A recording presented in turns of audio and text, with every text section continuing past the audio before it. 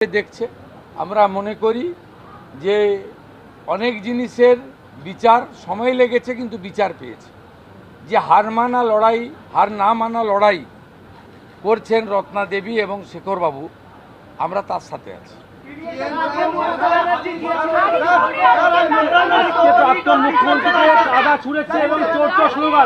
প্রথম কথা বলি শুনুন, উনি জেড প্লাস ক্যাটাগরি পান, আমরা উইথড্র করিনি। ডাইরেক্টর অফ সিকিউরিটির সিনিয়র অফিসার এখানে আছেন, আমার সিকিউরিটির জন্যই আছেন। দেখুন, আমি ওনাকে নেমেই জিজ্ঞেস করেছিলাম, জি ইজ দেয়ার এনি কমিউনিকেশন? তারা বলেছেন কমিউনিকেশন আমাদের কাছে ছিল না। তবুও আমি টিভি ছবিতে যেটুকু দেখেছি, সিনিয়র পুলিশ ডিসির নেতৃত্বে পুলিশরা তাকে প্রপারলি সাপোর্ট দিয়েছে এবং আমি বিজেপির কোনো পরিচিত মুখকেও দেখিনি, ঝান্ডাকেও দেখিনি। এখন উনি বাড়ির লোক বলছে আমরা ডাকিনি, উনি যুক্ত হন চাই না। আর উনি বলছেন যে আমি ওই কার্বাইড দিয়ে কাঁঠাল আম পাকানো হয় না, জামাই ষষ্ঠীর আগে বেশি হয়, তা উনি জোর করে ঢুকে চাইছেন যে লকআপে মেরে দিয়েছে, বিজেপি মেরে দিয়েছে, তৃণমূলের সম্পদ। আর বাড়ির লোক বলছে যে আমার তো প্রশাসন পুলিশের উপরে স্যাটিসফাইড, আমরা রহস্য উন্মোচন হোক চাই। লকআপে ছিল সেই অবস্থায়, পিটিয়ে মেরেছেন, অসুস্থ, এর বিচার চাই।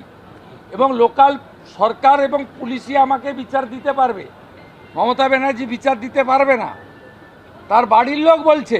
আর আপনি ওখানে ছুটির দিন একজন লয়ারকে সঙ্গে নিয়ে রাজনীতি করতে গেছেন পুলিশকে না জানিয়ে। পুলিশ তো এত বড় অ্যারেঞ্জমেন্ট করেছে দেখলাম, যেটা তো উনার পাওয়া, উনি এখন ওই ক্যাটাগরিতে পড়েন কিনা সন্দেহ আছে। কিন্তু আমাদের নির্দেশ আছে, প্রাক্তন মুখ্যমন্ত্রী 15 বছর ছিলেন, বয়সও হয়েছে, উনাকে যতটা সম্ভব পূর্ণ নিরাপত্তা এবং উনার সম্মান রাখা উচিত। সে কাজ পুলিশ করেছে, পুলিশ কিছু খারাপ কিছু করেনি। তো উনাকে বলবো, আপনাকে ওই বাড়ির লোক দরজা বন্ধ করে দিচ্ছে, আপনি বলছেন যে না আমি দরজা ভেঙে ঢুকবো, এই কাজগুলো করবেন না। আপনার কাছ থেকে যদি কেউ সাহায্য চায়, আপনার যদি কেউ হস্তক্ষেপ চায়, আপনি নিশ্চয়ই করুন, কিন্তু আপনি অহেতুক, এখন উন্নয়নের সময়, এই সময় আপনি দয়া করে কোনো জায়গায় গিয়ে এমন কিছু করবেন না যাতে স্বাভাবিক জনজীবন বিপর্যস্ত হয়। আর এত চুরি করেছেন, চোর তো শুনতেই হবে।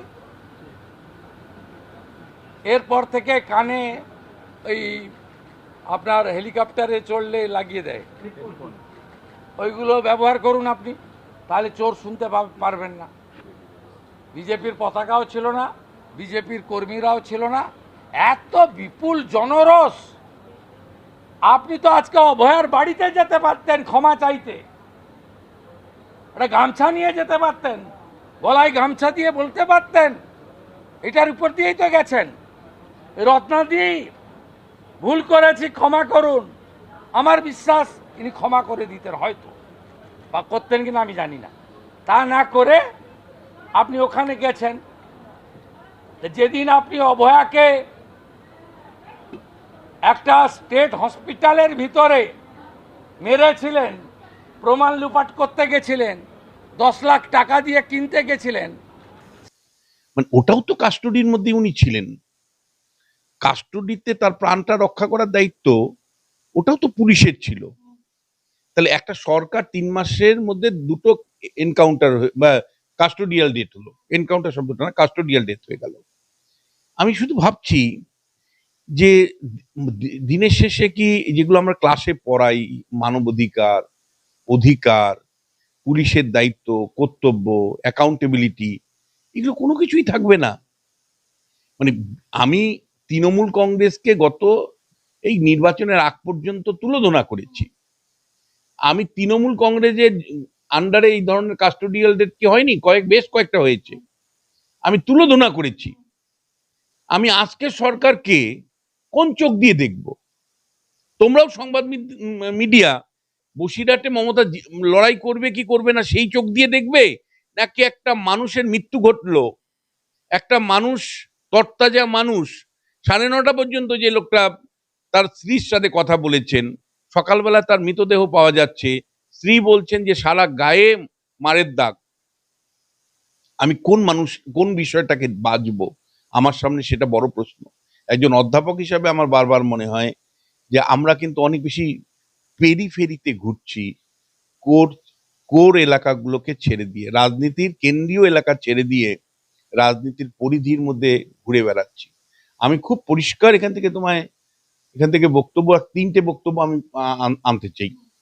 একটা হলো এই কাস্টোডিয়াল ডেটের প্রপার ইনভেস্টিগেশন হওয়া উচিত, জুডিশিয়ারি ইনভেস্টিগেশন হওয়া উচিত, পারলে ভিন্ন রাজ্যের বিচারক এনে এই ইনভেস্টিগেশনটা হওয়া উচিত, আমাদের রাজ্যের বিচারক দিয়ে হবে না, ভিন্ন রাজ্যের বিচারক এনে করা উচিত।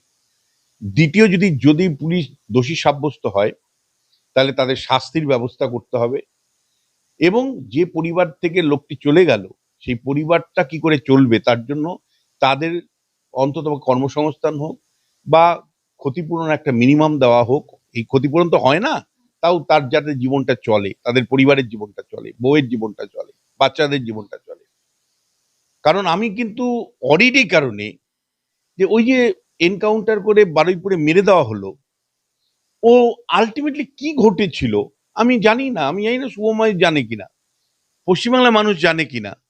এবং দ্বিতীয় যেটা, আমরা 3 দিন ধরে স্টুডিওতে, আমি আর শুভময়, আরো কেউ অনেকের ছিলাম, আমরা বেশ কয়েকটা প্রশ্ন তুললাম, সবাই একমত হলো যে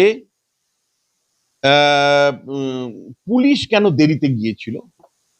পরিবার ওইরকম নির্যাতন ঘটনার পরে যখন ফাঁড়িতে যায়, ফাঁড়িতে পুলিশ অকর্মণ্যতা, তারা ঠিকমতো রেসপন্স করেনি, সারা রাত্রি ধরে জেলা পুলিশকে পাওয়া যায়নি, মানে এন্টার পুলিশের মানে অসহযোগিতা, মানে ওই নির্যাতিতা পরিবার পেল। দাঁড়াও, এখানে কথা শুনতে হবে। চিফ মিনিস্টার গেলেন, চিফ মিনিস্টার প্রথম দিনই বৈঠকে বললেন যদি কোনো পুলিশ অফিসারের গাফিলতি থাকে চরম ব্যবস্থা নেওয়া হবে।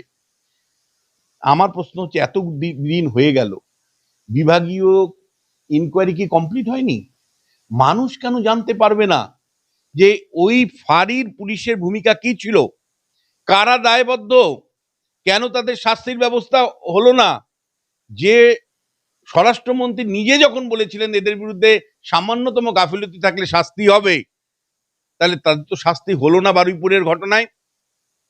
আর তাহলে এখানে যে কাস্টোডিয়াল ডেথ যেটা হলো, তাদের শাস্তি হবে তো? ফলে আমার কাছে কিন্তু বড় মানুষের জীবনটা অনেক বেশি গুরুত্বপূর্ণ। কোন মমতা বন্দ্যোপাধ্যায় বসিরহাট থেকে জিতলো না